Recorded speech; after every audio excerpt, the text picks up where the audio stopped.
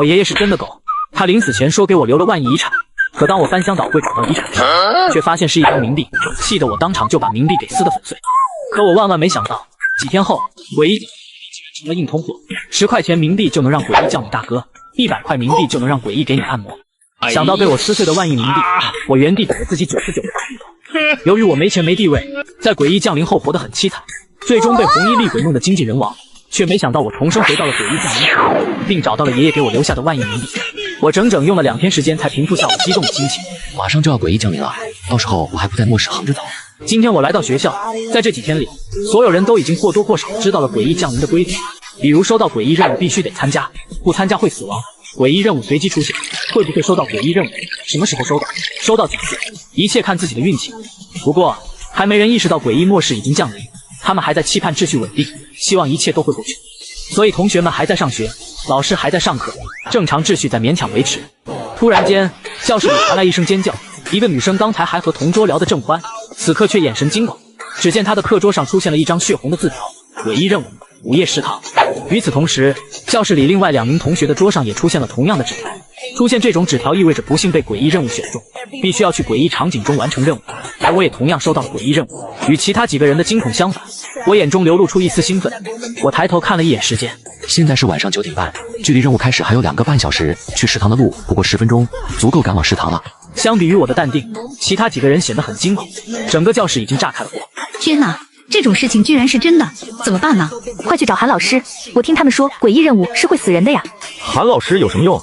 你没看见班主任就在那坐着，他没办法的，遇到这种恐怖的事情，他只能希望你们自求多福。能不能不去做任务啊？我想回家，不去做任务。你是嫌死的不够快吗？前2天我家小区有个男的收到了诡异任务，死活不敢去，结果你猜怎么着？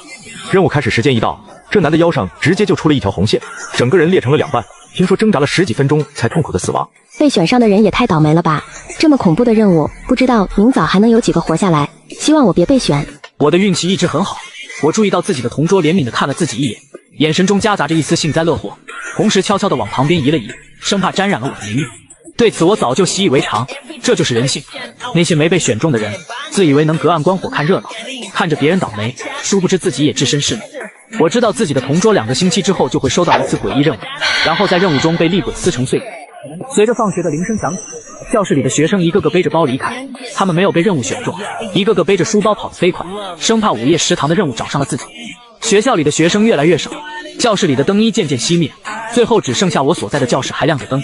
几个接到任务的同学聚到一起，每个人手里拿着纸条。相比之下，我显得格外淡定。5年末世的历练让我的内心极为强大，什么大风大浪我没见过，更何况我手里有万亿冥币，众生前又做过这个任务，有什么好怕的？我心里盘算着的是如何把午夜食堂买下来。我没记错的话，午夜食堂是个潜力有很大的升值空间。末世后期，午夜食堂招聘了很多高级鬼厨师，成为了名震一方的高级酒店，无数恶鬼慕名而来，甚至愿意为了一顿给午夜食堂充当打手。食堂位于学校操场对面，几人为了不迟到，便提前去食堂门口等待。我爷爷临死前告诉我，给我留下万亿资产，我翻箱倒柜却只找到一堆冥币，气得我直接把冥币撕碎。不料诡异降临，冥币成了硬通货，我后悔的直接给了自己99个大逼斗。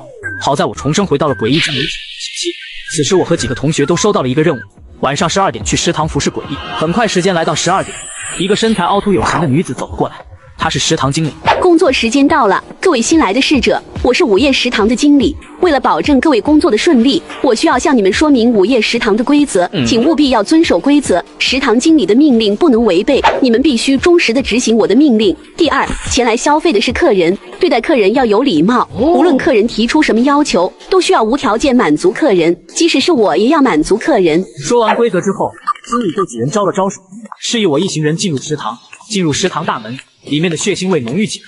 女鬼经理对着我几人说道：“你们有3分钟的时间换好侍者的制服。”紧接着，女鬼经理将几人带到一个包间门口，说道：“包间里有一位客人，接下来的1个小时，你们作为侍者需要满足客人的需求。”包厢中间有一个圆形的桌子，坐着一个只有着半个头的鬼。帮我把流出来的汤擦干净。鬼医伸手一指，用他只剩下半截的指头指向了其中一个女生。这个女生名叫赵梦萌，被点名的她脸色用求助的目光看向我。我察觉到了她的目光，赵梦萌出了可怜的表情，她的身体不自觉地贴向我，慢慢地在我胳膊上挤压，用可怜的声音小声说道：“陈木，我好怕，你能不能帮帮我？作为同班同学，我知道赵萌萌的为人。这个女人看着清纯可爱，实则心机颇深，知道怎么利用自己的美貌给自己获得最大的利益。在其他班同时谈了好几个男朋友，也算是时间管理大师了。闻言，我露出了不屑的表情，想让自己替她送死，除非我脑袋有病。赵梦萌本以为我一个小厨娘，自己施展一下女性魅力就能轻松拿捏，让她像那些舔狗一样给自己办事。这种套路赵梦萌已经用过。满单。其他班级的几个富二代就这么被赵梦萌轻松拿捏，然而我根本不是。被我干脆的拒绝后，赵梦萌表面上仍然楚楚可言，但是眼神深处露出一丝怨毒的神情。无奈之下，她只能深吸一口气，咬了咬牙，朝着诡异走去。来到诡异身边后，赵梦萌发现周围并没有抹布，为了不违反诡异的命令，她只能用制服的袖子将餐桌上洒落的汤汁一点点擦干。诡异似乎很满意，他从口袋里掏出了一张冥币，递给了赵梦萌。这是给你的小费。赵梦萌的眼睛顿时一亮，有关冥币的传闻，赵梦萌自然有所耳闻。她听说在诡异任务中，冥币是一种极强的道具。她看了眼我和其他女生，眼神中露出了嘲讽和不屑。在她眼中，手握着10冥币已经和我几个身无分文的人不是一个等级。然而我还是一副平静的模样，仿佛看穿了一切。在诡异任务中没有免费的午餐，我曾经做过午夜食堂的任务，知道拿了诡异的冥币是要付出代价的。赵梦萌高兴得太早了。只见餐桌上的诡异突然拿起一个空盘子，对着赵梦萌说：“这盘菜我吃完了，帮我把盘子撤出去。”在兴奋状态的赵梦萌没有迟疑，一手拿着冥币，一手接过盘子就对外走。可是他没有注意到诡异的脚从桌子下伸了他，挡在了他的脚下。赵梦萌脸色惨白，猛然间他想到了什么，慌忙翻找口袋，从里面掏出10冥币的小费。我有冥币我赔，打碎的盘子我赔。看到赵梦萌手里的冥币，女鬼经理说：“你确定你要用手里的冥币来赔餐厅的盘子吗？”赵梦萌连连点头，生怕女鬼经理反悔。可是你的冥币不够，这个盘子需要20冥币，你只给了我10冥币。如果你的冥币不够，我需要用你的一半身体抵债。闻言，赵梦萌一下子瘫倒在地，地摊冒着热气的液体流了出来。很显然，她被吓尿了。诡异指着破碎的盘子，对餐厅经理说道：“这个盘子摔碎，我要让这个侍者赔这个盘子。”女鬼经理她看向我说道：“侍者需要听从客人的一切命令，客人打碎的盘子他让你赔，那么你就要赔。”我不仅没有争辩，反倒平静的点头。当然，我手里有10冥币，10冥币不够，盘子的费用我知道，但是我从没说过我要赔偿这个盘子。女鬼经理皱起了眉头，她的嘴角渗出了鲜红的血液，似乎准备将我撕咬成碎片。不想赔盘子，那就只能让你嘎了。我知道你很急，但是你先别急，把你们的菜单拿来，我想点一份菜场一场。另外几名女生还一头雾水，她们甚至以为我被吓傻了。我已经看穿了任务的生路，任务的生路其实就隐藏在任务开始时经理你说的规则之中。规则的第2条，前来消费的是客人，对待客人要有礼貌，无论客人提出什么要求，都需要无条件满足客人，即使是经理也要满足客人。客人只给了我10冥币小费，盘子需要20冥币是不够赔偿盘子的费用，看似是无解的死局。如果直接用10冥币赔偿盘子，那么就等死吧。所以破局的关键在于思维跳跃，跳出你是个侍者的思维定式。谁说在诡异场景中不能变换身份？如果不是侍者，而是一名客人，那么就意味着你能提出任何要求，包括拒绝赔偿盘的。经理给我上一碟10冥币的花生米，身为客人，我要求拒绝赔偿盘的。再说了，我手里有万亿冥币，我本来就打算把午夜食堂买下来。在我眼里，午夜食堂已经是我的产业了，有什么好慌的？大不了直接上超能力。我承认你很厉害。女鬼经理拿过10冥币，对我说话的语气也变得温和了许多。有能力有智慧的人在哪里都会受到尊敬，即使是诡异也不例外。就在女鬼经理准备离开时，我却突然叫住了她：“别急着走，我还有事。”女鬼经理停了下来，对我说话的语气比之前温和了许多。还有什么事？把你们的老板叫来，我有事想和他商量。女鬼经理脸上露出了为难的表情。我们老板轻易不会出面，如果你有什么要求，可以跟我说，我会满足你的要求。我露出了灿烂的笑容。那如果我想买下你们食堂呢？此话一出，女鬼经理再次被震惊了。她对我的大胆震惊了，她想不到这个男人居然这么大胆，一开口就要买下午夜食堂，简直是痴心妄想。若是其他人这么说，我早就骂一句蠢货，头也不回的离开了。规则中说我要满足客人的所有要求，但是买卖午夜食堂的这种事，我是没有这个权限的。在女鬼经理看来，我是想利用规则空手套白狼，拿下午夜食堂，让女鬼经理把食堂白送给他。这显然是不可能的。女鬼经理也只是个打工的，她没有这种权限。然而我下一句话却让她更为震惊。对啊，我知道你没有这个权限，所以我才让你把你的老板喊过来啊。我没说要白嫖一个午夜食堂，你误会我的意思了。我的意思是我要买下这个食堂，用冥币买，你们的老板不会拒绝的。女鬼经理上下打量着我，她承认我很聪明，很有城府，但是她怎么也不相信我会有实力买下午夜食堂。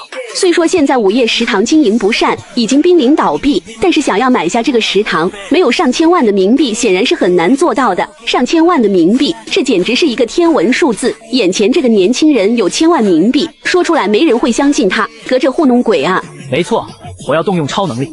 见到我拿出一大叠冥币，女鬼经理先是愣了片刻，继而不可思议地仔细看了看。冥币上包裹着强烈的诡计，一看就是实打实的冥币。这一大叠冥币至少有10万，随随便便就拿出了10万，他居然真的这么有钱？看着我镇定的模样，女鬼经理相信了眼前的男人，或许真的想要买下食堂。此刻，女鬼经理看向我的目光中多了些复杂的情绪。之前我表现出冷静智慧，其实对女鬼经理来说，除了让她有些佩服，并没有其他的影响。任务结束后一拍两散，或许永远都不会再见面。但现在我拿出这么多冥币，还要买下午夜食堂，这就对女鬼经理有直接的影响。最近午夜食堂陷入困境，老板穷得连工资都发不出来，女鬼经理的工资都被拖欠了半年，其他诡异员工、厨师工资都拖欠了大半年了。我随随便便拿出的10万冥币，可是女鬼经理2年多才能赚到的工资。女鬼经理对于我的态度已经变得恭敬起来，甚至带着一丝讨好的谦卑，和之前冰冷的态度截然相反。尊敬的陈先生，我是食堂经理李小小，请您稍等片刻，我这就把我们老板喊来。说完，厉小小拉出了餐桌边的椅子，恭敬地扶着我坐下，又向我鞠了一躬，匆匆离开，去喊老板了。等到厉小小走后，包间内陷入了一片沉默。午夜食堂现在的规格不高，能来这里吃饭的诡异都是穷鬼，兜里没什么钱，见到我这么有钱，诡异时刻不由得后怕起来。我担心他会花钱买了我的命，若真如此，那就完蛋了。想到这里，诡异从口袋里摸了摸，找到了一根珍藏许久的烟，好好递到了我左边。陈先生，我就是一个地痞无赖，之前的事还希望您大人有大量。我嘴里慢悠悠地吐出一个字：滚。诡异如蒙大赦，一边不停地给我道歉，一边屁滚尿流地逃走了。我没打算放过他，只是因为现在我还没实力，担心逼得太急，对方狗急跳墙，我会有生命危险。等我买下了午夜食堂，随便派个员工就把这头鬼嘎了，斩草除根。这几个人都是同学，我和他们没什么仇恨，我自然不会为难他们，毕竟我不是心理变态，不像刚才那头诡异一样，以给人找麻烦为乐。随后等待了5分钟左右，包间的门从外打开了，小小走了进来，他的身后是午夜食堂的老板。先生，我是午夜食堂的老板，是你想要买下午夜食堂吗？我点点头，骷髅老板露出了一丝精明的表情，开始忽悠起我。陈先生，您能看出来，我的食堂虽然现在的经营遇到了一些困难，不过您放心，我的午夜食堂地段很好，你买下来绝对不吃亏。这么好的地段，以后要是再找几个厉害的大厨，这生意还不是哗啦啦的就做起来了。骷髅老板属于大忽悠，鬼话连篇，就是想让我接下这个盘当大冤种。作为重生者，我确实知道骷髅老板的这些话其实说对了。上一世里骷髅老板没找到接盘侠，不得已苦苦支撑下去。没想到诡异末世1年后，随着诡异越来越多，这个食堂的位置正好处于好地端，外加后来又找了几个厉害的大厨，午夜食堂越做越大，最终成为了名震一方的庞大势力，名叫午夜酒店、冥府银行，这些都是诡异末世中的超级势力，依靠着新奇的菜品和美味的食物，以及午夜酒店独创，让无数诡异趋之若鹜。有人做过一个统计，如果让你重回诡异末世，开始时你最想做的事情是什么？10个人里面有9个人都会这样回答：倾家荡产也要买下午夜食堂。午夜食堂的发展前景很好，我很看好它。我满意的点点头。骷髅老板面色大喜，还以为我被他忽悠上了福，赶忙说道：陈先生，只是这午夜食堂有点贵啊，不知道你有没有这个实力？他在担心我出不起钱，我面色平静的说道：你说个数。700万冥币。骷髅老板试探着说道：其实一般来说，午夜食堂虽然经营不善，但是也值1000万冥币，只不过午夜食堂现在亏损的厉害，为了尽快甩开这块烫手山芋，骷髅老板忍痛割肉，直接降了300万，这已经很接近骷髅老板的底线价格了，最低650万，否则他是不会卖的。我再加50万，我出750万冥币买下午夜食堂。这下把骷髅老板整不会，要不是看到我随便掏出10万，他甚至以为我是来开玩笑的。我点点头，没错，我多给你50万，不过我有个小要求，午夜食堂里的员工要全部留下来，你不能带走。这下骷髅老板再次懵逼了。午夜食堂经营不好，员工工资已经拖欠了大半年了，这样的话就不必付被拖欠的工资。而现在我居然主动提出要留下这些员工，主动接下这盘烫手山芋，这意味着我至少需要补齐员工被拖欠的工资，这可是50万冥币的巨款。先是主动多付50万的价格，又要接盘这些员工，一来一去100万就没了，这是什么稀有大冤种啊？骷髅老板看着我，那是越看越顺眼，觉得我就是自己的天使，天生就是来给自己接盘的。陈先生，您的眼光真是无可挑剔，我敢向您保证，买下午夜食堂绝对是您做过最正确的决定。骷髅老板疯狂吹嘘，我在他嘴里鬼话连篇。此时的我已经成了天下最明智的人了，我享受着骷髅老板的吹捧。不过我知道自己不是冤种。之所以这么做，是有我自己的打算的。多给骷髅老板50万，并不是我钱多了没处花，主要是因为原本1000万的东西，自己700万就买了下来，捡了个大便宜，自己赚大发了，也要给别人留口汤喝，多给50万，骷髅老板也能心情舒畅。否则骷髅老板觉得不甘心，故意拖上1-2个月。1-2个月的时间，万一末世发展迅速，已经足够午夜食堂扭亏为盈了。到时候骷髅老板反悔不卖给自己了，那我就损失大。至于主动接盘员工，一来员工里有潜力，未来酒店5名大厨中就有现在的2人；二来我也不用重新招募员工，省了很多事。我相信自己在危难的时候拉了这些员工一把，避免他们成为孤魂野鬼的命运。他们对自己的忠诚度绝对够高，这么算下来就多花了100万，简直就是血赚。正如我所预料的那样，一旁的陈小小听到我的话后，难以置信地看向我。我短短的一句话让他们避免成为孤魂野鬼的悲惨命运。想到这里，陈小小的目光中充满了感激。陈先生，您看您什么时候付款的？骷髅老板小心翼翼地问道。在他眼里，我已经成了接盘的大冤种，可要好好招待，千万不能惹我生气。现在就付给你750万。我抚摸着手上的戒指，随着意念一动，大叠大叠的冥钞出现在包间中，靠着墙壁摆得整整齐齐，浓郁的鬼气散发开来。这些都是来自冥府银行的崭新冥钞，散发着无与伦比的诱惑力。他看着我，不由得啧啧感叹：现在的人类都这么有钱了吗？签合同吧，签完之后这些钱就都是你的。好，陈先生，您稍等，我这就把合同拿出来。骷髅老板二话不说，直接掏出合同签下了自己的名字。只要双方签订了合同，就相当于接受了合同的规则。若是一方想要违反规则，强行收回午夜食堂，那么将会受到规则之力的惩罚。我在合同中签下了自己的名字。当签下名字的那一刻，一股强大的鬼气涌入身体之中，我忽然间有种奇妙的感觉，仿佛一个成了午夜食堂。简而言之，我就是午夜食堂场景中的神。这种权力的掌控感让无数人趋之若鹜。可以想象，随着诡异末世的发展，会有越来越多的人收到午夜食堂的任务，那么这些人的生死将会掌握在我的手中。几名女生还没反应过来怎么回事，片刻后，班长叶初雪小心翼翼地问道：陈木同学，我们几个是不是可以走了？我点点头，我还要处理午夜食堂员工的事情，这几个女生留在这也不能用，还不如让他们早点回去。谢谢你，陈木。几名女生在感激中向我道谢，死里逃生的她们惊魂未定地离开了食堂。果不其然，在她们离开食堂后并没有受到什么惩罚，意味着我确实已经主宰了这一诡异场景。此时，午夜食堂的员工们也按照我的意思在食堂大厅里集合。当我走出包间来到大厅时，20多头诡异正站在这里，诡异的相貌千奇百怪。陈小小作为经理对着员工们说道：这位就是我们的新老板陈木，老板说了会补发我们被拖欠的工资，只要大家跟着老板好好干，老板不会亏待大家的。当听到此话时，被钱老板拖欠了大半年工资的员工们在短暂的惊愕后都爆发出了欢呼声。想到钱老板的苛刻，两相对比之下，我对待他们简直好了100倍。不要叫我老板，叫我主人。相比于偏商业的老板称呼，我更喜欢主人这个称谓。是主人。小小恭敬地回答道。接下来，我左手拿着冥币，右手拿着合同，开始逐个和诡异员工们签订合同。每签订一个合同，我都拥有了对其的控制权，他们不得违反我的命令，更不得伤害我。同时，我打量了一下员工们的实力，在诡异怒视中，诡异的实力大致可以分为5个等级：鬼王、鬼将、鬼长、鬼兵、鬼迷。很显然，由于午夜食堂还在起步阶段，员工们的实力普遍不高，基本都是在鬼民的水平。整个员工中只有厉小小和另外2名厨师达到了鬼兵的水平，还不够，实力还是太低了。我无奈地摇摇头。我本来准备找一只诡异签订契约，这样的话就能拥有一只诡异随时防身了。别看我签了这么多合同，但是契约和合同是不同的，合同只限定在这一诡异场景中。在午夜食堂里，这些员工必须听从我指挥，不能伤害我。但是出了午夜食堂，合同就不起作用了。想要一只诡异永远听从调遣，最好的方法是签订契约。不过一个人只能和一只诡异签订契约，因此我格外珍惜这次机会。买下午夜食堂后，我的实力也有所提升，这是午夜食堂带给我的效果。现在的我已经有相当于鬼迷的实力，眼前的诡异们实力太低，签订契约纯属浪费。我不想在低级诡异上浪费机会，至少也得是个鬼将才行。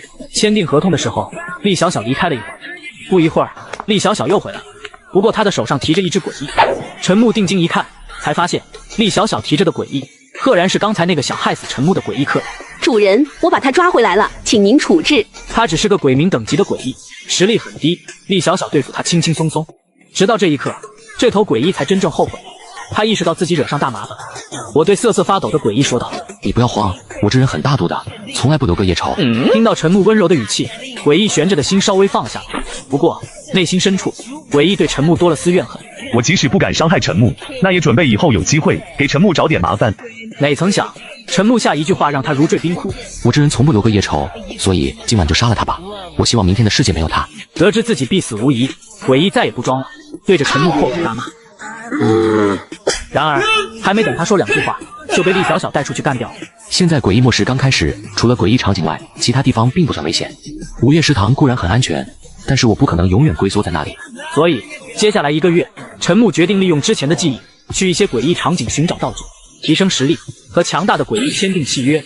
陈木来到大街上，四处寻找出租车的身影。凌晨的街道上空无一人，人们大多还在熟睡之中，天色还是漆黑一片。嗨，没有车还真是不方便，得想办法弄一辆车了。等了5分钟，终于，漆黑的街道上有一辆出租车缓缓驶来，还没等陈木招手，就停在了陈木身边。陈木拉开车门，坐在了后座上。师傅，去望江小区。一路上，司机显得沉默寡言，从头到尾没说过一句。不仅如此，随着时间推移，陈木敏锐地发现，出租车的行驶速度正在越来越快，很快，速度便超过了160。师傅，你开得太快了。然而，对于他的提醒，司机师傅仍然没有回答。此刻，陈木想到了什么，他的眼神变得锐利起来。他仔细地吸了吸鼻子，闻到了淡淡的血腥味。诡异末世5年的经验告诉陈木，这辆出租车有问题。没猜错的话，这应该是诡异末世中赫赫有名的幽冥出租车。不过，陈木却没有慌张。5年的诡异末世经验让他见多识广。在诡异末世里，幽冥出租车是一个优秀的交通工具。坐在幽冥出租车里，只要到达目的地之前是不会受到其他诡异的攻击，等于说有了一个暂时无敌的 buff 加成。至于幽冥出租车的规则，其实也很简单。如果你有冥币，那么只需要按照价格付款即可。不过，幽冥出租车的速度会越来越快，在你抵达目的地之前，它会一直加速，甚至能突破音速。直到这时，出租车司机终于说话了：“到地方了，付钱，冥币。”可是后座的陈木却没有付钱，而是继续平静地坐在那里。见陈木没有付钱的打算，出租车司机发怒：“付钱，不然就死。”据我所知，幽冥出租车的规则是，只要支付路费就能安全下车。很显然，短短的几分钟路程，绝对不需要冥币。你说的冥币，并不是车费的钱，只是你用来吓唬顾客的。如果有顾客手里有100冥币，足以支付车费，但是他被你吓唬住了，认为自己没有冥币，而选择放弃支付，那么你就可以杀死他了，对吧，司机先生？跟我玩这种小把戏，你还嫩了点。真正的车费是在计价器上显示的数字。终于，司机意识到自己碰到了狠角色，他把身体往旁边挪了挪，露出了被他遮住的计价器。冥币、付款、收款、找零，一连串动作后，陈木已经付完了车费。你可以走了。陈木现在缺个随叫随到的司机，要是着急用车，想在城市里找个幽冥出租车，等上7天7夜都不一定能碰得到。现在正好让陈木遇到了，眼前的司机车技不错，实力也在鬼兵级别，坐在车里还能享受到暂时无敌的buff加成。随后，陈木以2万冥币1个月和司机达成了协议。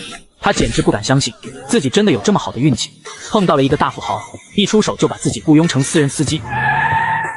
诡异末世刚开始，很多诡异场景里的隐藏道具，此时还没人拿走。现在的人们对于诡异场景避之不及，更别提主动进入里面寻找隐藏道具了。只有到了1年以后，当人们发现没有道具、没有实力，早晚是死，这时才会有很多人冒着生命危险，专门主动进诡异场景，寻找各种隐藏道具。在此过程中，有人找到了稀有的鬼王级道具，一飞冲天。而陈木作为重生者，恰恰知道这些宝藏的位置以及获取方法。要是不把鬼王级道具扫荡一空，简直对不起自己重活一次。先去哪一个诡异场景好呢？思索了片刻后，陈木忽然想到了一个地方——迷雾博物馆。这里本来是城市的博物馆，在诡异末世降临后变成了诡异场景。那里一家人实力都极为强悍，就连侍从都是鬼兵级别的实力，管家的实力更是达到了鬼长。至于一家之主，则是强大的鬼将。高风险蕴藏着高机遇，在迷雾博物馆中，同样有一个鬼将级的道具——死亡重铠。穿上此铠甲后，就能免疫鬼民、鬼兵的伤害，大部分免疫鬼长的伤害，也就是说，一般的鬼力难以伤害。重铠还有一个逆天的效果，就是能免疫一次违反规则的伤害。冷却时间1个月，陈木当即决定，下一步要攻略的诡异场景就是迷雾博物馆了。想到这里，陈木决定先去一趟商店，买点礼物什么的。都说吃人的嘴短，拿人的手软，自己平白无故上门，人家肯定不会给好脸色。陈老板，我来接您了。我想着您早上还没吃饭，就顺路买了点早点给您带过来。陈木有些惊讶，他没想到司机居然这么贴心。接过袋子，打开一看，里面有油条、豆浆，还有个茶叶蛋，里面的早点还是热的。谢谢，你有心了。被老板夸奖，司机顿时心情舒畅。老板高兴他就高兴，把老板舔舒服了他才能舒服。几分钟后，陈木上了幽冥出租车。不得不说，幽冥出租车坐起来就是舒服，速度快就不说了，关键是跑起来还特别平稳。平稳就算了，关键是还他妈静音。正在这时，一股寒气逼近，陈木不由得打了个哆嗦。顺着寒气到来的方向，只见一个穿着红色制服的女人正满脸微笑地朝自己走来。这位先生，欢迎来到堕落商场，有什么需要购买的吗？若是普通人，此时早就被吓得魂不附体。陈木却还是一脸平静的目的。女人还以为陈木吓傻了，担心陈木扭头就跑，于是这女人直接上前2步，热情地拉着陈木的手臂，防止陈木逃跑。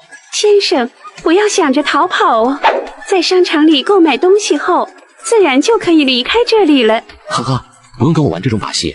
如果我没猜错的话，一个人不买东西的话，也是可以安全离开的。听闻此话，女人面色一变，谨慎地看了眼陈木。她没想到陈木一眼就看出了破绽。这其实是一种误导性规则，暗示你赶快购买东西。但是只要一买东西，就陷入了规则的陷阱中。我猜你们还有第2条规则，没有足够的钱付款，就会死在堕落商场里。这2条规则构成了一个陷阱，我猜有不少人落入了这个陷阱吧。破局的生路就在于规则并没有说你不买东西就不能离开商场，因此对于缺少冥币的人来说，最好的生路就是现在扭头离开。被陈木一眼看出破绽，女人的脸上露出了惊讶的表情。先生，你很聪明，确实有不少倒霉蛋死在了这里。不过既然你已经看出了生路，那么就请离开吧，我不会阻拦你的。我为什么要离开？我就是来买东西的呀。刚才跟你说那些只是练练手罢了，我也怕自己嚣张习惯了，时间长了连规则里的生路都看不出来了。不知怎么，女人看着陈木，发现陈木居然还挺帅的，又有钱又冷静，这种男人连鬼都喜欢。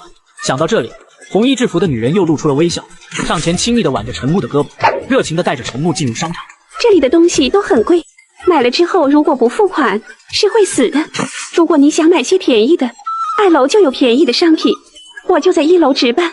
如果有什么问题，可以随时找我。了解了6楼店铺的情况后，陈木走进了一家卖酒的店铺里。先生，你想要什么酒呢？我们这里红酒、白酒、啤酒都有，专门根据诡异的口味量身定制，是诡异里有名的奢侈品。销售员小姐热情地介绍着，热情地想让陈木买东西。只要陈木付不起钱，陈木就得死在这里，他就能拿到提成。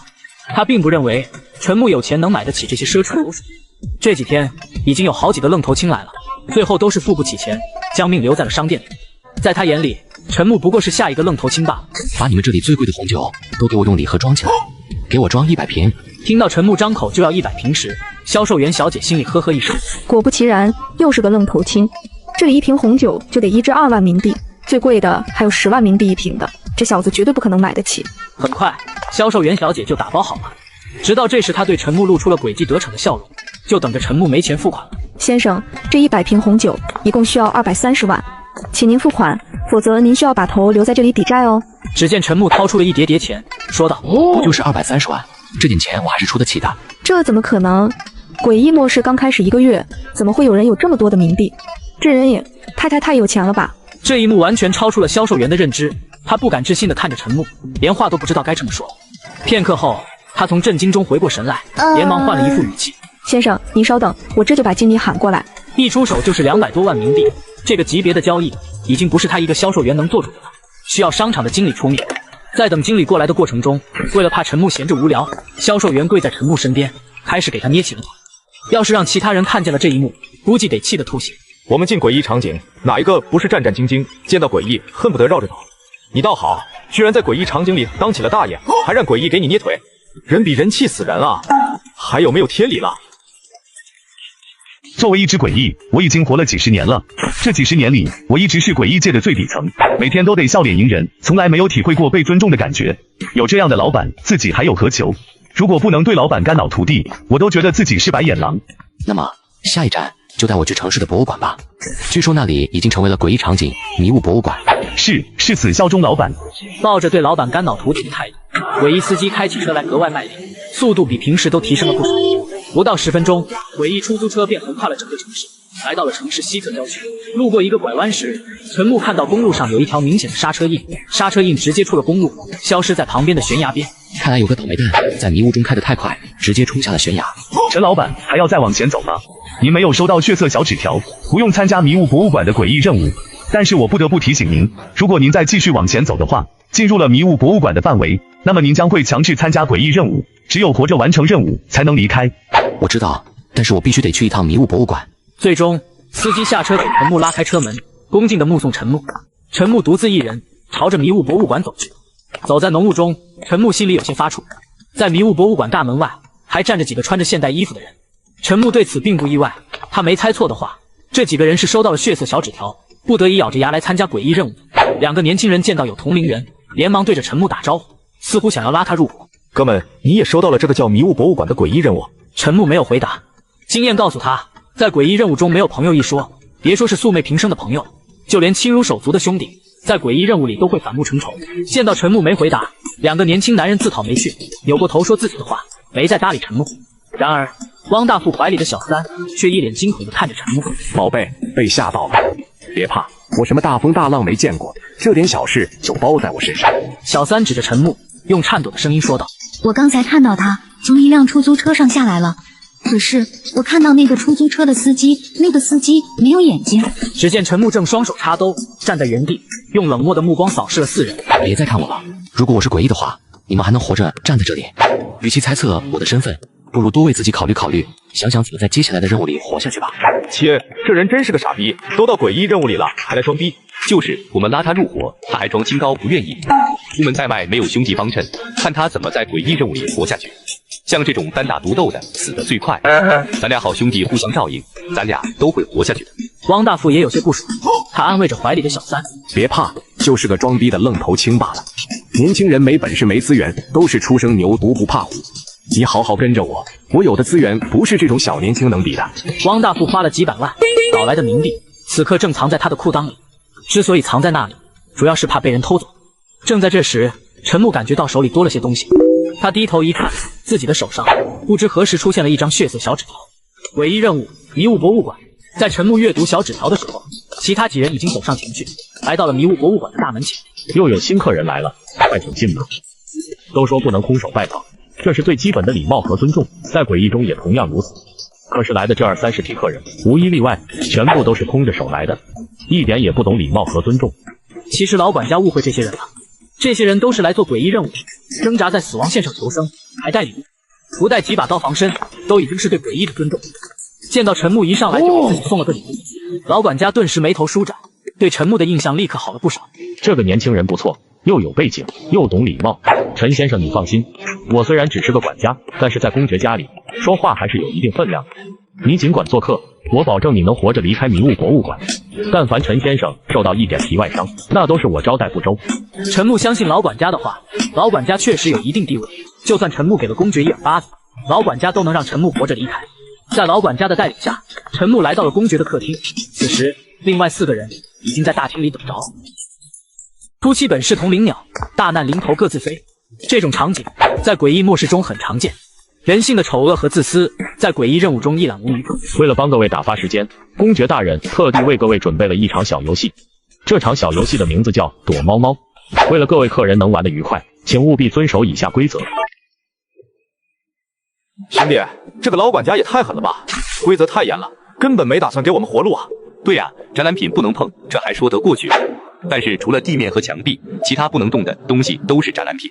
这岂不是意味着我们躲藏的时候，连柜子、沙发什么的都不能碰？这还怎么玩？这种任务规则极为苛刻，他甚至怀疑是不是被老管家针对了。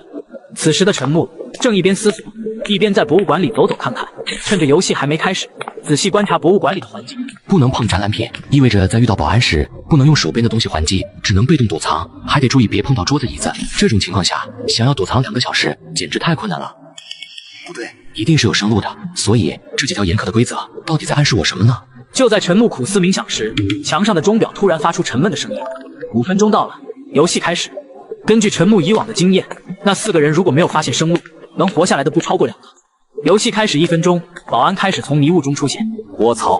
汪大富大骂一声，两眼不响，抓着怀里的小三，对着保安推了过去。至于他自己，则扭头就跑。小三被推了出去后，他后知后觉，他不敢相信地看着汪大富，没想到汪大富居然这么绝情。没有办法，女人只能踉跄地爬起来。巨大的恐惧让他的肾上腺素快速分泌，居然克服了双腿发抖。朝着另一个方向逃跑。另一边，黄毛和绿毛也没好到哪去。兄弟，你先撑住，我从后面绕过去偷袭他。虽然心里很害怕，但是绿毛仍然咬着牙站在原地，吸引骷髅保安的注意。然而几秒钟过后，绿毛已经被保安堵死在墙角，绕后的黄毛却还没有出现。你在等那个黄毛？骷髅保安绿毛用嘲讽的语气说道：“我都看到了，黄毛从我后面跑了，他根本没打算偷袭我，只是为了让你送死。”听闻此话，绿毛还不相信，但是随着骷髅保安越来越近，他终于绝望地发现自己被好兄弟出卖了。10年的兄弟呀，你居然出卖我！绿毛不甘的悲愤叫喊，不过他只喊了一声，身体就被骷髅保安撕裂了。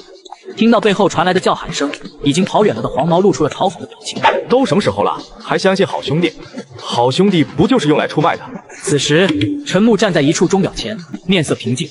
经过5分钟的苦思冥想后，陈木看着眼前的钟表，脑海中犹如醍醐灌顶。陈木已经悟出了隐藏的生路。随着迷雾中的黑影越来越近，陈木深吸了一口气，他做出了一个极为反常举动，站在原地像是雕塑一般一动不动。果不其然，诡异保安在离自己1米的时候停了下来，就这么静静地看着自己，却丝毫不敢上前。僵持了片刻后，诡异保安转过身离开了。无论是谁敢触碰，关键点就在无论是谁上。这个无论是谁中，除了包括人外，也包括了诡异保安。换句话说，即使是诡异保安，也不能触碰展览品，否则也会受到惩罚。所以很简单，将自己变成展览品就行了。此时，在陈木不远处，汪大富的小三正跌跌撞撞逃过来。他跟汪大富逃散后，就一个人在迷雾博物馆里躲躲藏藏。没曾想，跑到这里的时候，居然遇到了陈木。汪大富靠不住，那就再换一个靠山吧。想到这里，女人看了看自己的身体，将上衣往下拉了拉，尽可能的让自己显得妖娆一些。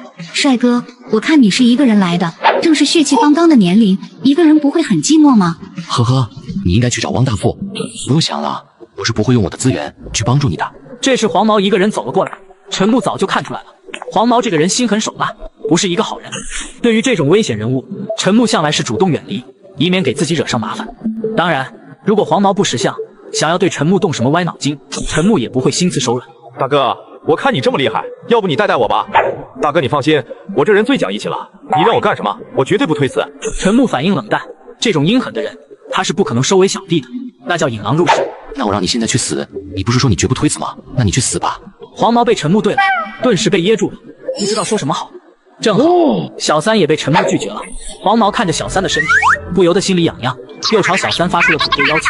小三现在孤立无援，汪大富把他甩了，陈木不鸟他，无奈之下，他想了想后答应了黄毛的邀请。时间1分1秒的过去，还有10分钟，任务就要结束了。果不其然，正如陈木所预料的那样，任务难度陡然增加。汪大富此时正躲在角落里，1个多小时的安宁让他反倒更加紧张。突然间，他用余光发现自己身后的迷雾中出现了一个黑色的身影。诡异保安。没有多想，他的心立刻提到了嗓子眼，拍拍屁股就往别处逃跑。黄毛和小三则没有这么幸运了。小三躺在黄毛怀里，还在吹着枕边风，想让黄毛多照顾照顾自己。黄毛则满口答应，反正承诺又不要钱，这种承诺他做太多了。突然间，小三惊叫一声，两眼惊恐地看向黄毛背后。快跑！你干什么？如果必须要死一个，那要死的人一定不能是我。黄毛此时头也不回地朝着远处逃跑。小三怎么也没想到，短短2个小时，自己居然会被2个人出卖。终于，随着沉重的钟声响起，2个小时到了，躲猫猫游戏结束。汪大富和黄毛一身疲惫地回到了大厅。各位客人，游戏已经结束了，不知各位对躲猫猫的游戏是不是很喜欢？公爵已经在2楼为大家准备了丰富的晚宴，只要吃了晚宴，各位客人就能离开这里了。跟我来吧，晚宴即将开始。各位客人远道而来，我为大家准备了晚宴。没有过多的客套，公爵吩咐旁边的侍子端上今晚的晚宴。盘子刚上餐桌，陈木就闻到了浓郁的血腥味。汪大富和黄毛2个差点没当场吐出来。我操，这是什么东西？这 TM 是给诡异吃的吧？汪大富和黄毛脸色巨变，强忍着要呕吐的冲动。正在这时，陈木突然说话了：“公爵夫人，请稍等。晚宴开始之前，我这里有些许礼物，聊表心意。礼物不算贵重，还请公爵和夫人见谅。千里送鹅毛，礼轻情意重。”陈木从空间戒指里掏出了2个小盒子，依次递给了公爵和公爵夫人。当公爵打开盒子时，公爵的脸色却变了。贵达翠翡尊贵版限定手表，价值100万冥币。这小伙子是不是太有钱了，以至于对贵重的定义不一样？拿100万冥币的礼物当成世界面礼。旁边的公爵夫人在打开小盒子后，脸色更加震惊，居然是价值100万冥币的水晶项链。顿时，餐桌上的气氛都变了。公爵换上了笑脸，笑盈盈地看着陈木，就像看着自己的好兄弟一样。公爵夫人也露出了灿烂的笑容，看陈木的表情，像是看未来的女婿一样。来，夫人，你给陈木分配食物。对此，陈木心领神会，公爵这是在给自己放水。规则中说的是，公爵分配的食物都要吃完，但是又没说公爵夫人分配的食物一定要吃完。换而言之，这些恶心的食物，陈木完全可以不吃。公爵夫人直接拍拍手，让侍者端上了一些蛋糕，分给了陈木。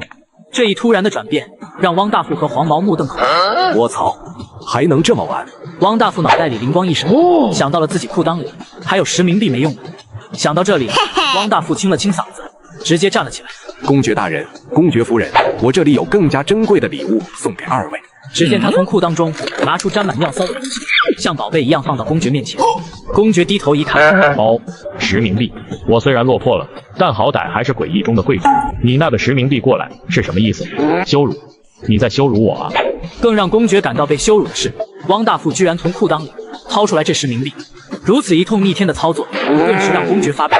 敢在晚宴上羞辱公爵，给我拉出去砍！公爵对身边的侍从说道。侍从二话不说，直接拉起汪大富往楼下拖去。汪大富都懵逼了，怎么回事？不是说冥币最珍贵吗？不是说诡异都得跪舔？自己拿的剧本为什么不一样？自己这10冥币拿出来了，为什么会被公爵拖出去砍？汪大富被拖出去砍了后，还得继续看着自己盘子里恶心的食物，再看看陈木盘子里精美的蛋糕。黄毛欲哭无泪，凭什么陈木能这么舒服？凭什么陈木不能白帮我？等出了诡异任务，我要让陈木死！黄毛心中这样想着，不时用恶毒的眼神看向陈木，心里已经计划好了暗杀陈木。对于黄毛的恶毒眼神，陈木早已看在眼里。呵呵，对我有杀意。陈木默默拿出手机，拨通了诡异司机的电话，让诡异司机在外面等着。诡异司机实力很强，干掉一个黄毛轻而易举。1个小时后，随着被恶心到麻木的黄毛将最后8爪鱼吞入肚子里，晚宴终于结束。2位客人，感谢你们来迷雾博物馆做客。公爵的招待，不知各位是否满意？如果各位没什么事的话，现在就可以离开迷雾博物馆了。老管家的话宣告着迷雾博物馆任务的终结。听到任务结束，黄毛终于松了口气。等到黄毛走后，公爵对着陈木说道：“陈先生，这个黄头发的人似乎对你不太友好啊。”当然，我看出来了，而且他还准备杀死我。公爵大人，你难道没发现吗？桌上的餐刀被他偷偷拿走了一把，估计他已经准备杀死我了。陈先生，你要是担心的话，我可以派人解决了他。公爵主动提出帮助，向陈木释放善意。谢谢公爵的好意，不过我想不必了，我的手下已经在门外等着他了。听到陈木有手下，公爵不由得又高看陈木一眼。陈先生，我这里有一件好东西，不知道你感不感兴趣？陈木心中一喜，看来公爵沉不住气了，主动要把那件鬼将级道具拿出来了。此时，黄毛已经出了博物馆，天色已晚，周围弥漫着浓浓的雾气，空气变得潮湿而寒冷。只见这个男人随手拿出一张购物卡，就把员工感动得痛苦流泪，只因为这里的员工从来都没有发过工资，工作时间是24小时。把员工们都喊过来，我给大家宣布件事儿。我们午夜食堂现在推出了全新的福利，凡是午夜食堂的员工都可以领到一张购物卡，购物卡里的金额为5000冥币。每一个月，午夜食堂都会往里面发1000冥币的购物金，只要一直在午夜食堂工作，一直能享受这个福利。福利是什么东西？老板都给我们工资了，为什么还要给我们福利？合着又有工资又有福利，好处都给我们占尽了，那老板还赚什么？听着员工们的窃窃私语，陈木一整个无语住了。真是一群合格的韭菜啊！被诡异老板压迫习惯了，都开始自我阉割了，开始了韭菜的自我催眠。别的地方没有福利，那是别的诡异的事情。在我的午夜食堂，每一个员工都能享受到福利，而且只要好好工作，以后的福利会越来越好。说完后，陈木让力小小，把购物卡发给员工。还没等员工们从震惊中回过神来，陈木又宣布了一个重磅消息：从今天开始，午夜食堂的工作时间进行修改，每一个我的诡异员工都应该享有休息的权利。从今天开始，每天24小时工作时间缩短为20小时，剩下的4个小时，你们可以做自己想做的事，休息、睡觉、购物都可以。休息是什么东西？我工作了10年，从来没有休息过，每天工作24小时，难道不是应该的吗？我第一次听说老板居然会给诡异放假的，每天有4个小时的休假，这么多的时间花不完，根本花不完啊！员工们心中顿时生出愧疚之情，好处都让我们占完了，老板怎么办？老板这么为我们考虑，简直前无古人后无来者。大好的韭菜啊！诡异末世里的诡异，简直是最优质的韭菜。如此优质的韭菜摆在面前，不割一个的话，简直丧心病狂啊！第二天一早，陈木一觉醒来，神清气爽，回到了久违的校园。陈木感觉到一丝宁静和放松。那个学生，你给我过来！你是几班的？我要把你名字记下来。不过，随着陈木越走越近，他看清了陈木的脸。陈木，我操！哎呀，这不是陈木同学吗？你好，你好，失敬失敬，我是高3的教导主任江承洲，你叫我小江就行了。自己才离开一天啊，教导主任都开始跪舔自己了，前一秒还吼自己，后一秒就开启跪舔模式，真是收放自如啊。好的，江主任，你去忙吧，我就随便转转。哎，好嘞，您慢慢转悠，有什么需要的，直接去我办公室跟我说。根据陈木前世的经验，今晚8点半，暗夜高校副本就要开始了。整个学校里的所有学生都必须参加诡异任务。任务描述：致命考试，请记住，暗夜高校生存的第一法则：通过考试。如果不能按时抵达考场，则视为考试失败，将被剥夺生命。各位同学大家好，我是你们的监考老师。致命考试现在开始。拿起试卷，陈木快速扫了一眼。我们班级里汇入了一名诡异，考试内容，请在2个小时内找出这只诡异并杀死它，即为考试成功。如果没有找出并杀死诡异，那么视为考试失败。考试时间结束后，全班幸存的学生将随机死亡一半。陈木看着试卷里的规则，开始了自己的推理。考试内容，请在2个小时内找出这只诡异并杀死它，即为考试成功。如果没有找出并杀死诡异，那么视为考试失败。考试时间结束后，全班幸存的学生将随机死亡一半。发现诡异之后，必须快准狠，一刀杀死诡异，不给诡异反击的机会。一旦诡异反击，所有人都得死。此时，楼下的一个班级里几个大聪明坐不住，开始了寻找答案。大家都是同学，谁都不想死。谁要是变成了诡异，赶快站出来吧！看在同学的份上，不要让大家难做。你傻啊？都成了诡异，怎么可能主动站出来？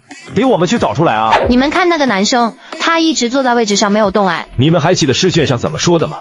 诡异很懒惰，在你没有发现诡异之前，诡异一般是不会动的。那么答案很明显了，他变成了诡异。对，他一动也不动，就是他。在周围一声声的欢呼声中，王哥鼓起勇气，一把将匕首插进了那个男生的头颅。匕首插进头颅里，没有出现黑烟，反倒喷涌出了鲜红的血液。不对啊，他如果不是诡异的话，为什么他一直不动啊？有2个胆子大的学生走了过来，翻看着被杀死男生的试卷。他的第4条规则有问题。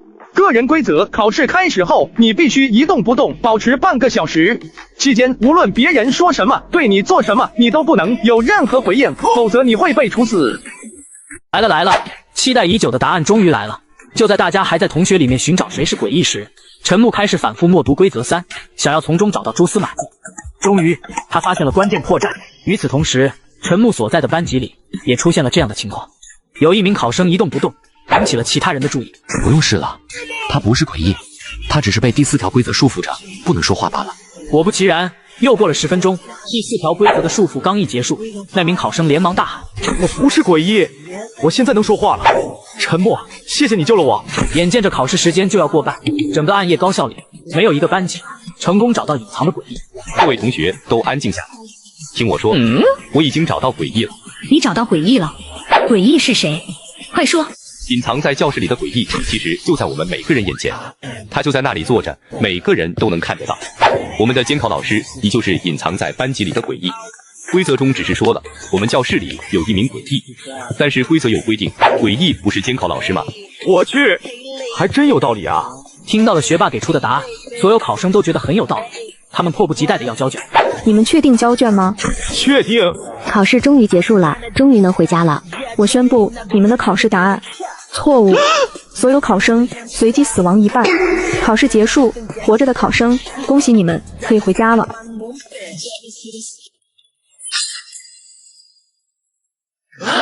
再还有半个小时交卷。其实你们都错了，你们都落入了陷阱中，我也落入了陷阱里。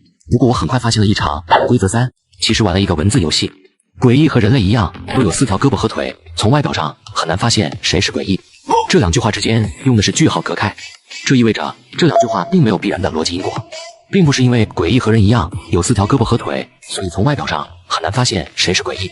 很简单，除了变成人的样子，自然能变成其他样子。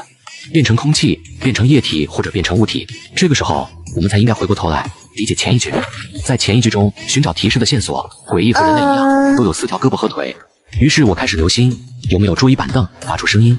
最终，我听到了3次，3次声音都来自王小小的课桌，那是课桌老化后发出的吱呀声响。于是我拿起了匕首走向那张桌子，结果大家也看到了，我找到了什么？诡异，就是那一张课桌。监考老师在听完了陈木的论述后，也不由得倒吸了一口凉气。你的强大超乎我的想象，我承认刚才小看你了。过奖了。神秘的男人总是有着莫名的吸引力。监考老师忽然感觉陈木长得似乎有点小帅。老师，我通过了考试，有没有资格见一见你们的校长？你很有勇气，你作为唯一一个找到答案的考生，当然有机会见到校长。陈同学，校长的脾气可能不那么好，他不太喜欢别人来拜访他，所以等会你进去了，有什么话赶紧说，千万不要惹怒了校长。校长，这是我们班的陈同学，他想要来见你。你怎么回事？这是个小小的人类，人类也配进我的办公室？校长先生，远道而来，小小礼物不成敬意。这下子把校长整不会了。都说伸手不打笑脸人。你是陈同学是吧？我操！现在的人类都这么有钱吗？几十万的礼物砸下去，校长再能装逼，这时候也绷不住了。哎呀，陈同学这么客气干什么？我作为校长，最喜欢勤学好问的学生了。有什么问题直接来问就好了吗？还带什么礼物呢？这多破费呀！校长先生客气了，我这不是有事想要麻烦你吗？有什么麻烦你尽管说，在整个暗夜高校里还没有我摆不平的事。是不是哪个老师得罪你了？你别急，我这就找他麻烦。不是，校长先生您别急，我这还有一箱好酒送给您。陈木说着，从空间戒指里掏出一箱酒。然而，不知是不是陈木不小心，在掏酒的时候，顺带着把一块小令牌带出来了。鬼将的令牌，陈木居然有鬼将的令牌呀！这个人类惹不起。我是个年轻人，毛手毛脚的，把东西都掉地上了。校长先生别介意啊。陈同学，你说你的要求，只要我能做到的，我都会给你做到。我出100个亿，我想买下暗夜高校。陈同学，你的财力超出了我的想象。我承认你的钱足够买下暗夜高校，但是我不能卖给你，因为这不是钱的问题。实话告诉你，只要你买下了暗夜高校，你就触犯了规则。触犯了规则，你会死的。只见陈木思索片刻后，抬起头看着校长，露出了一个平静的微笑。校长先生，有想买下暗夜高校，你可想好了？但就怕你有命买没命花呀！把合同拿出来吧，我们签订合同。在签订名字的那一刻，突然间，一股强大的力量。然而，还没等这股力量将全部铺垫，在陈木体内突然出现了一道道无形的铠甲，将五脏六腑全部保护起来。暴力的力量左右冲突，却始终无法冲破铠甲。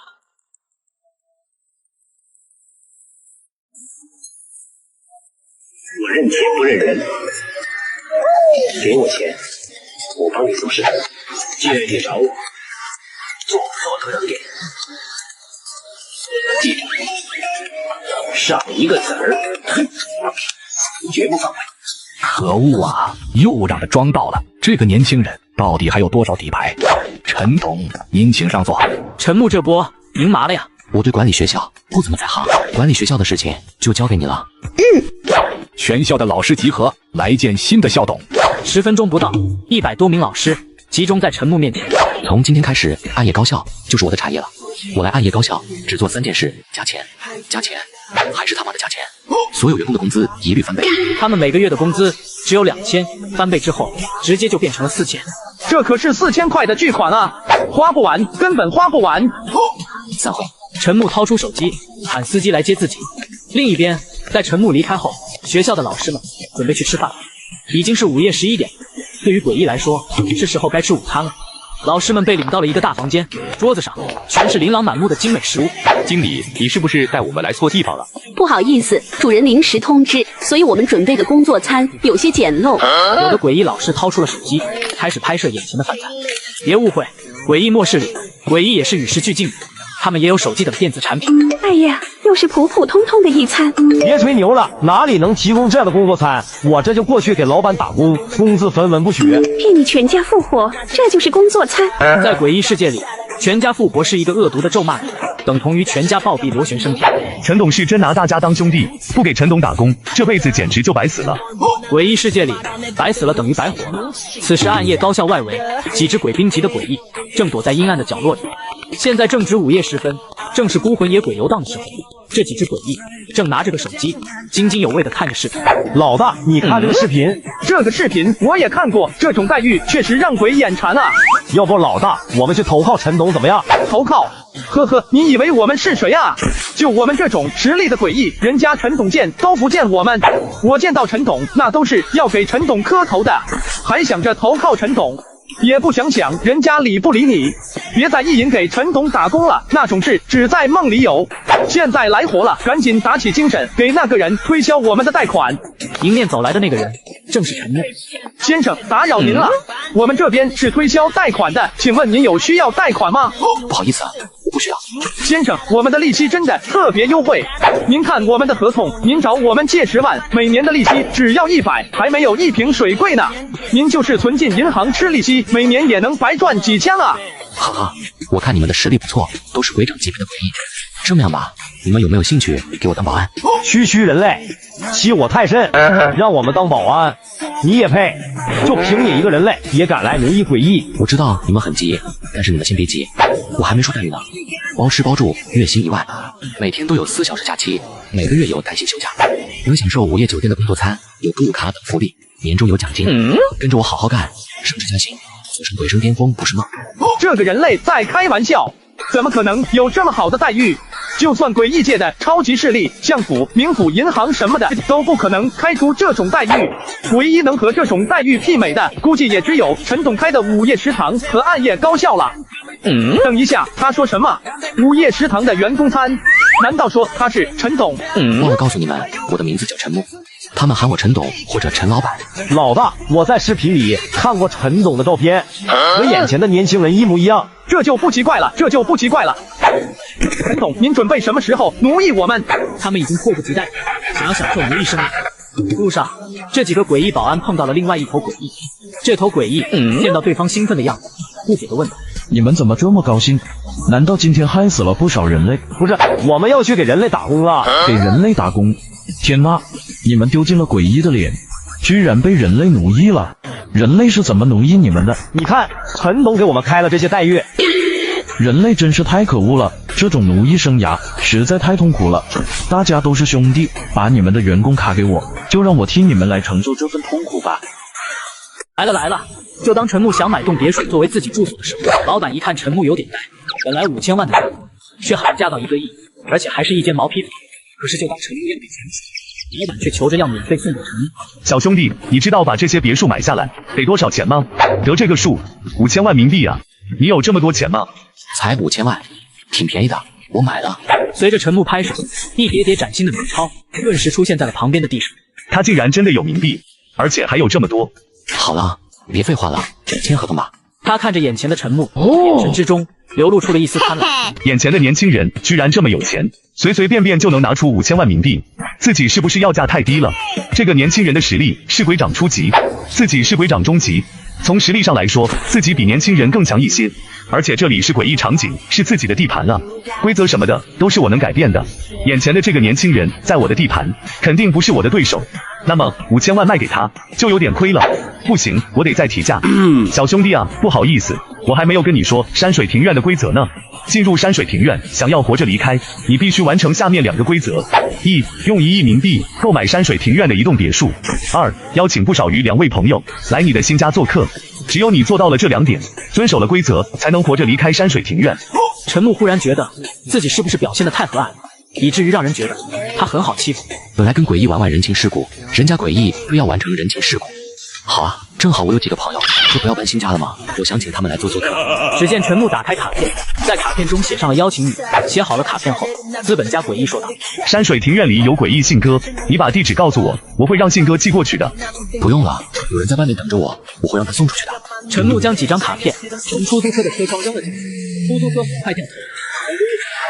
原来陈木所说的有人在等他，指的就是辆出租车啊！看来陈木确实没什么势力，只是个有钱的独狼罢了。紧接着，资本家诡异带着陈木来到了一处别墅前，指着这栋又小又偏又旧的别墅，对陈木说：“这就是卖给你的别墅，1亿冥币，1分钱冥币都不能少。”这明显是在侮辱陈木。不过陈木仍然是一脸笑呵呵的样子，似乎对资本家诡异的羞辱毫不在意。正在这时，别墅的上空传来一连串乌鸦的尖叫声。资本家诡异清楚，乌鸦在发处啼叫，说明有新的受害者进入了山水庭院。不出意外的话，应该就是陈木的朋友。他的朋友来的可真快呢，真是个好朋友啊！当看清来人时，资本家诡异一下子愣住，他揉了揉眼睛，又仔细地看了一眼，还以为自己看错了。堕落商场经理怎么会突然跑到这里？难道说他就是陈木的朋友？